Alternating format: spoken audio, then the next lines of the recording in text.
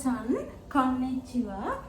අද මම උගන්වන්නේ ජපන් භාෂාවෙන් කොහොමද පාවහන් යුගල් ගණනය කරන්නේ කොහොමද කියලා. හරි. කොට්සු කියන්නේ සපත්තු වලට. සපත්තු ජෝඩු ගණනය කරන්න භාවිත කරන එකේ තමයි. යුගල් ගණනය කරන්න සොකු කියන ඒකකය භාවිත කරනවා. හරි. සපත්තු ජෝඩු එකක් නම් කියන්නේ ඉස්සොකු. දෙකක් නම් නිසොකු. තුනක් නම් සන්සොකු. හතරක් නම් යොන් සොකු. පහක් නම් ගෝ සොකු. හයක් නම් ජෝඩු. සපත් ජෝඩු හයක් තියෙනවා නම් රොක්කු සොකු. ඊළඟට හතක් තියෙනවා නම් නානා සොකු. ඊළඟට අටක් තියෙනවා නම් හචි සොකු. නවයක් තියෙනවා නම් යාලට පේනවා කියූ සොකු නේද?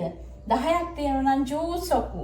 ප්‍රශ්න පදයක් හදා ගන්න ඕන නම් පාවහන් යුගල් කීයක් තියෙනවද කියලා එහෙම හදා ගන්න ඕන නම් නන් සොකු කියලා තමයි භාවිත කරන්නේ. හරි.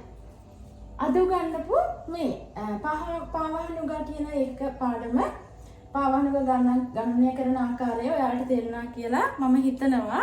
මේ වගේ වැදගත් වීඩියෝ එකක් නැවත අරන් එනකම් ඔයාලා හැමෝම හැමදාම කියන වගේම සතුටින් පරිස්සමෙන් ඉන්න. සයනරා.